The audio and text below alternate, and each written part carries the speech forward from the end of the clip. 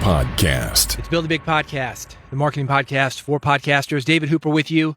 If you want to grow your audience, get more people to your podcast, make more money with your podcast, you are in the right place. Bigpodcast.com is the website. Every Friday, I've got a newsletter that goes out. It is about the things that I'm talking about here. Building an audience, getting the audience engaged, making money with your podcast. Newsletter.bigpodcast.com is where to find that. This is the audio edition of the latest issue of the newsletter. Nobody is listening to you until they are. I am not a fan of Kanye West. Working in the music industry, I know of him. One of his writers is actually from my neighborhood, so I know a little bit about him. But if I want to listen to that kind of music normally, and by that kind of music, I mean the things that he samples, I'm going to go back and I'm going to listen to the things that he sampled. Shaka Khan, Daft Punk. I'm going to go to those guys. And then I'm going to go to the guys that Daft Punk sampled. But I do respect Kanye West. And a couple of people mentioned to me that there's a Kanye West documentary on Netflix. These are a couple of people that I trust. They said, you're going to like this. You need to watch it. So I did. It's very good. And I think it is especially good for creators such as podcasters, which is why I'm mentioning it here. It's super easy to look at somebody like Kanye now and think one of two things. One, just see the craziness and the drama and anything but the music and the art that he's creating. But the other thing that we look at is we don't go back 20 years ago or so when this man was just getting started and think, yeah, he was where we were at one time. But he definitely was. He worked himself up to where he is now. It's certainly worth watching. Just go to Netflix, type in Kanye West. I've got a link to the trailer at newsletter.bigpodcast.com if you want to watch it 2 or 3 minutes just to see if it's for you. I have 3 big takeaways I'm going to share with you. One is this, is that the outside doesn't always reflect the inside. This guy had a big hit with Jay-Z, H to the Izzo. You've heard it. Kanye produced that track. He's the guy who did all the music, arguably. Jay-Z comes in with the lyrics, or what some people call a top line. We think of it as Jay-Z song, and arguably it is. He got writing credit for doing the lyrics, but the music itself, that was all Kanye. And even after that big hit, and a lot of other big hits too, certainly a lot of album cuts, he's doing beats for $50. $50. This man was working hard, had a lot of music in him. He wanted to get him out. He's got platinum records on the wall, but he's still having to grind it out because his level of success isn't what it might have appeared to somebody on the outside. Second big takeaway, what you do for money may not end up being what you are known for, even though you want to be known for something else. So be careful with the money jobs that you take. This was what was interesting about Kanye West, is that people saw him as a producer, not as an artist, not as a rapper, somebody who was doing those top lines and was in front of the stage, had his name on the front of the album cover, not just production. Sometimes I see podcasters getting involved with money projects, or really just entrepreneurs getting involved with money projects. We go for the easy thing, or we go for the quick money, or we go for whatever. I mean, everybody's got their reason for doing something.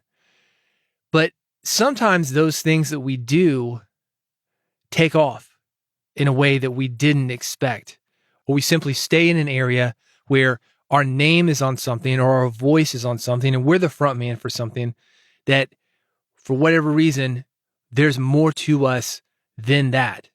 And what we're doing other than that, that gets lost. I've often talked about my experience being a radio host for Music Business Radio. Not much different from what I'm doing here. But what people didn't see with Music Business Radio was that I was actually a marketing person doing music business with the people that I was working with. A lot of folks who heard the show, they just thought I was a host. Because this is on broadcast radio, a lot of people where I am, they've heard it. And sometimes I'll run into somebody, oh, you're such a great radio host. Such a great host. And a lot of people think that that's what I do now. Something like Build a Big Podcast. They think, oh, you're just a guy who just talks about marketing and teaches marketing. Well, yeah, but I'm actually in the trenches doing marketing, doing production, doing a lot of stuff that you do not hear because I'm not on the front of that. My voice isn't on it. A lot of the work that I'm doing now, a lot of the documentary work, I'm specifically leaving my voice off of it because I think it's important for people to share their own messages. The last 3 or 4 projects I've worked on have been that way. I'm staying off of the projects that I'm working on as far as my voice, and I'm way in the background. And just as a side note, why I'm doing that, I think it's very easy to come in with this NPR savior type of vibe where you're explaining somebody else's story for them because they can't explain it themselves. No. I don't do that. What I try to do when I'm doing a documentary, I try to let people share their stories. And if I think that what they're saying isn't clear, I'm going to work with them to help share that story in a clear way. I'm not going to get in there and explain it for them. The NPR savior is what I call that. And you will hear that all the time if you listen to any narrative nonfiction, particularly NPR. Not a criticism of NPR. I think it's just one of those downsides. So be careful with the money jobs that you take. Be careful when you're the front man on something. If people only see the front man stuff that you're doing and they don't see the behind the scenes work, you can get caught in that trap. And then people ask you to do more of that front man stuff. It starts rolling over on itself. And that stuff that you really liked, that stuff that might be in the background, you don't get as much of that. Third big takeaway, be careful of surrounding yourself with yes men. They will hurt you. Something I've noticed, and this comes from having successful podcasts, we'll say, and radio shows, and just being successful on certain projects in general, when you have something going for you, people come out of the woodwork and they want to be your friends. Arsenio Hall talked about this. He said, everybody loved me when I was on TV. But I lost the show. All those people disappeared. We've certainly seen that in politics. We definitely see it in media, like I'm talking about. So be aware of that. Be aware that if you're having a good run, or people think that you're having a good run, you're going to have a lot of friends. I always say this. Everybody loves you when you're buying the drinks. You've got to watch out for yes men, people who agree with everything that you do, even though it might be a bad idea. They do that because they're scared of something, maybe getting fired, some kind of bad reaction from you. Something that I do when I'm coming in as a producer, a host, where I've got some kind of level of authority with a project. I'm going to tell people, the guests that I interview, the engineers that I have, the editors, I'm going to say, if I make a mistake or if I'm doing something that's not working, I want you to tell me right then. I don't want you to tell me later after the thing is done. I don't want armchair quarterback. I don't want to get into it right away. And if you think it's bad, I need to know about it because we need to be able to work on it and fix it and make it better. But you have to set that intention. And if you don't, this is what happens. It's just the way our society is set up. Malcolm Gladwell's talked about this, that there are more crashes when a pilot is piloting an airplane than when a co-pilot. Why is that? People are afraid of going to the pilot. There's a hierarchy. Co-pilot, they don't mind talking as much. So if there's an alarm bell ringing, hey, co-pilot, get it together. They're scared to talk to the pilot about it because, he knows best. Anyway, consider that. Be careful of surrounding yourself with yes men. In general, that's going to hurt you. In this audio issue of Big Podcast Insider, I've got some ways for you to grow your audience, boost your authority, and also celebrity in your market. Also, save money on both podcast media hosting as well as a great dynamic mic. Before I get into it, a book update for you. The pre-order is now available on my new book. It is coming out in June. This week, I will be recording the audiobook version. That's one of the reasons for the delay in getting this book out. This book's going to be free for you. If you want to go to Amazon right now, you can get it. It's linked at newsletter.bigpodcast.com if you want more information about it. But if you're there at newsletter.bigpodcast.com, sign up for the newsletter. I've got a way for you to get a copy of this book absolutely free as my thank you for being part of it. Newsletter.bigpodcast.com. Let's get to it. 10 things to grow your podcast audience right now. A trend as far as getting more listeners or followers that makes sense from the outside. Speaking of inside versus outside, you see a lot of people do content upgrades. What that means in podcasting is at the end of an episode on topic X, whatever your topic is, you invite listeners to download a document on that same topic, topic X. It could be a worksheet, a checklist, and it's usually done in exchange for an email address. You're signing somebody up for a newsletter, or you're just getting their contact information so you can reach out to them on your terms. That's what I'm doing with this free book. It's sort of a content upgrade. You subscribe to the newsletter, I've got your info. I'm going to let you know how to get this book for free. Here's some other examples of content upgrades. Transcripts, a list of tools and resources, bonus video or audio. Maybe you videotape your podcast.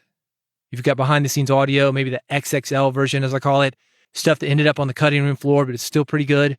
You can give that as a content upgrade. Bonus interviews, infographics, templates, swipe files, a course or a challenge, something usually delivered via email. For example, we're talking about 10 ways to grow your audience right now. Maybe I've got 5 days to grow your podcast audience. I run you through a process. That's a content upgrade.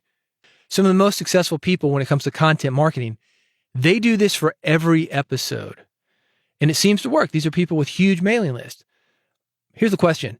Does it work? Does it actually work? This is one of the things that Justin Moore covers in this very short Twitter thread. That's all this is. It's a Twitter thread. You could read it in 2 or 3 minutes about 10 things that he did to grow his audience. Will all of them work for you? Maybe. Do you want to do all of them? Probably not. But it's worth checking out. 2 to 3 minutes. And even if you just do a couple of these things, you're going to see results when it comes to attracting more people to your podcast. A lot of people think they can just put a podcast out, throw it out on Apple, Google, Facebook, wherever. And people are going to somehow find it, somehow magically find it with the million or so podcasts that are out there. Probably not going to happen. It's like winning the lottery. Yeah, somebody wins, but most people don't. Your chances are only slightly better that you will win than when you don't play at all. And the chance if you don't play at all, that's 0. And that's very similar to having a successful podcast. I'm talking about a very, very successful podcast. You need something else going for you. 10 things listed by Justin. Check it out. Newsletter.bigpodcast.com. This next thing, this is pretty exciting. This is a lifetime podcast hosting. And I'm talking about media hosting, hosting your files, having your podcast available for people to download. $79. One payment, $79, hosting for life. Any new media hosting service is a roll of the dice. Even the old and established service, it's a roll of the dice. People were worried about Anchor. Anchor got bought by Spotify. People are still worried about Anchor. And people are still worried about Anchor. People have been worried about Libsyn. There were some issues with the SEC or something like that. Look, I love Libsyn. This podcast is hosted on Libsyn. I'm not worried about it. But I say that to say that hosting is an up and down business. Some people succeed, some people don't, much like your podcast itself. $79, you got a chance to get hosting for life. And if it does pay off for you, that's going to be a good deal. 20 years ago, I got a Sirius XM lifetime subscription. It was Sirius, actually, at the time. Sirius Radio came out. I think the first one I got was $199, and I've got 3 of them. I think the next couple were $299. So I want you to think about that. $199 for a lifetime subscription to Sirius Radio. Still going. Listen to it all the time. So that's 20-something years of radio for $200. Not bad. It's like $1 a month for hundreds of channels. Sounds good coast to coast. You might have that same kind of thing. Sometimes you got to roll the dice on these lifetime deals.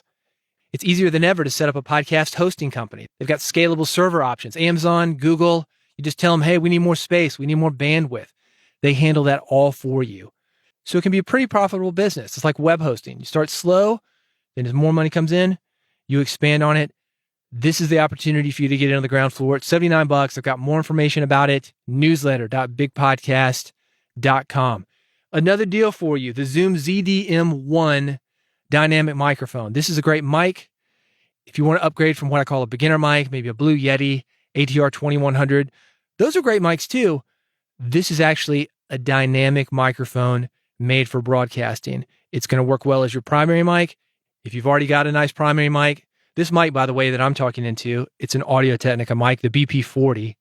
If you've already got something like that, you're probably not going to need this. It's not going to be as good as an RE20, a BP40, a Shure SM7. But if you want a second mic for a co-host, it's a good option for $49. I've used Zoom stuff since the 80s. I was in high school when this company came out. They started with guitar pedals.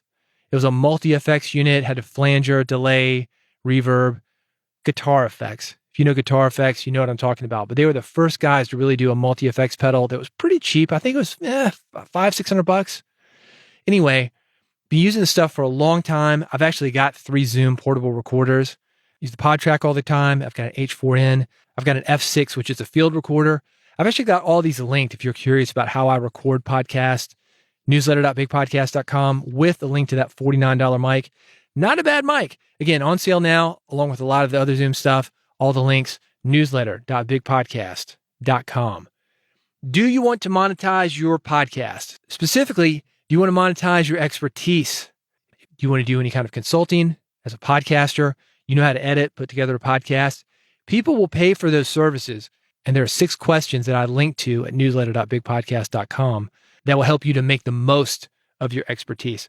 Having a podcast, it does 3 things for an expert or for a company. One of the things that it does for us is it showcases our specialized knowledge, or it showcases the service. The second thing that it does is it pre-sells what we do. Because you're sharing specialized knowledge with people via your podcast and you're showcasing your personality, people know what it's like to work with you, and they know what they're going to get when they do work with you. One of the best things that I've done for my podcast production and the other work that I've done is start this podcast. Like I said at the beginning of this episode, some people think, oh, he's just a host. But the real players in the business, even if they think that, they say, wait a minute. If this guy can host this podcast, he can host our podcast. If he can put together this podcast, he can put together our podcast. That's how this works. And that's one of the best things about having a podcast. It's going to pre-sell what you do, even if you don't need to pre-sell it. I can't tell you how many music business clients that I got from hosting a broadcast radio show, even though it wasn't perfect, and a lot of people just thought I was a host. It pre-sells what you do. The other thing that it does, especially if you're the host, it sets you up as a celebrity. And when you're a celebrity, you can charge higher prices than you'd be able to do otherwise. I talked before about Taylor Swift versus a wedding singer. Taylor Swift, she's got a lot of songs. You've heard all of them, right? You know all of them? You a fan? Let me mention one you might know even if you are not a fan. Really her first pop song, depending on how you define pop. Shake It Off, Taylor Swift. She can go to a wedding and play Shake It Off, the song she's known for, and make so much money. More than I could if I went to the wedding and I played Shake It Off. That's celebrity. People pay for the original. They pay when they know your personality. That's what your podcast is doing. Anyway, a large percentage of indie podcasts, this one included, they're designed to promote the host as an expert. If that applies to your podcast, you're going to want to read this short piece about how to monetize your expertise. There's 6 questions, and they will help you figure out how to create value for customers and for yourself. Make it a good deal for you. Because you might not have been thinking, I can maybe make money this way. But there are people out there, they're listening to you. They would love to pay you for your expert knowledge. 6 questions. They are linked, newsletter.bigpodcast.com. It's a quick read. It will put money in your pocket. It's also going to help you get more listeners, maximize your reach, maximize your effectiveness. So check it out, newsletter.bigpodcast.com. Again, go there. If you have not signed up for this, it comes out every Friday. I'm giving away the new book. You're going to love this book. I don't have the exact page count on it. I think it's about 250 pages, a pretty quick read. I'm hoping this is going to be a quick read anyway, because I got to do the audio book here in the next couple of weeks. But it's one of those things that you can flip through. It's got episode templates that you can use. These are proven templates that I've used for myself and with other people to grow podcast audiences, get people engaged. I'm going to give it to you free. It's going to be for a limited time during the launch. So go to newsletter.bigpodcast.com now before you forget. Make sure you don't miss this opportunity. Newsletter.bigpodcast.com. Thanks so much for listening to Build a Big Podcast. If you need help growing your audience, getting them more engaged, making money with your podcast, I'm here for you, man. Reach out to me, bigpodcast.com. If you haven't already subscribed to this podcast at the website, bigpodcast.com, specifically bigpodcast.com/subscribe. You can subscribe in one click. One click. That's all it takes. iPhone, got you covered. Android, got you covered. You want an RSS feed? Got you covered. Bigpodcast.com/subscribe. Go there, subscribe now. Make sure you're getting the newsletter. I'm going to get you a copy of this free book. We're going to help you grow your audience, get your people more engaged, make you more money with your podcast. I'll see you soon on the next episode of Build a Big Podcast.